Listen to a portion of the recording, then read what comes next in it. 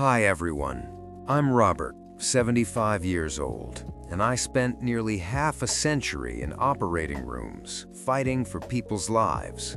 And I'm Sarah. I am 74. We are here to share our wisdom with you so that you don't make the same mistakes we did.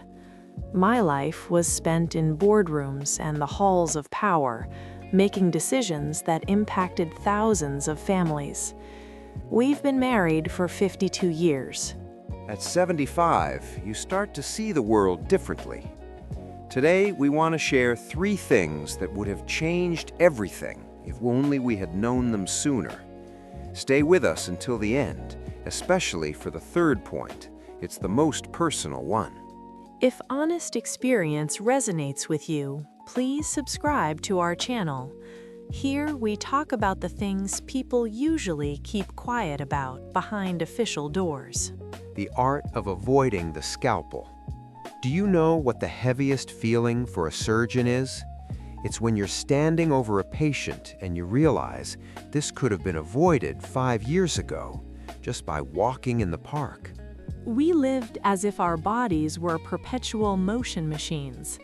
I remember that feeling at age 40. You're on your 5th cup of coffee, solving a local crisis. Your heart is racing, but you ignore it. You feel invincible. It's a trap. We are used to treating things with pills, surgeries, and insurance. But real medicine is what you eat for breakfast and how you handle your anger.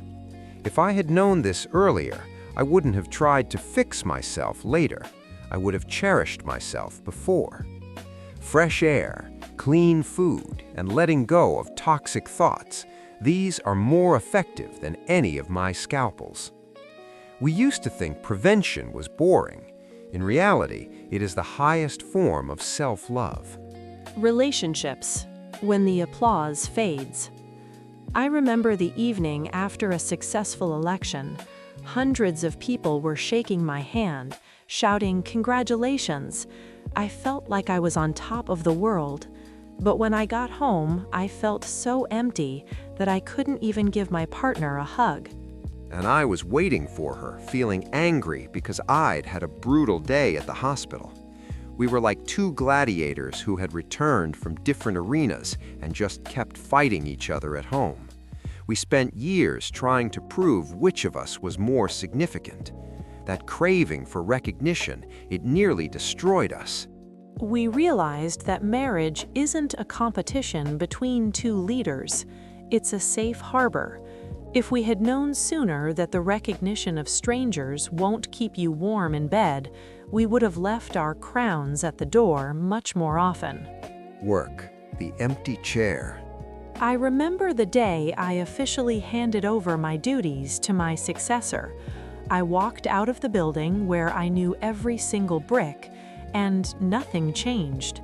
The sun was still shining, cars were driving by, the world didn't stop.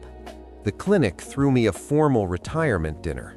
There were many beautiful speeches, but the next morning, someone else's car was already parked in my spot. It was a sobering feeling. We gave the best hours of our lives to institutions that simply replaced us. Don't make your job your identity. Your work is what you do, not who you are. When you realize that you are valuable just as you are, without the titles, you will feel an incredible sense of freedom. We didn't feel that until we were 70. Don't wait that long. Now our days are filled with silence. And you know what? This silence is much richer than the noise of the operating room or the boardroom. We look at young couples and we want to shout, "Slow down, look into each other's eyes right now."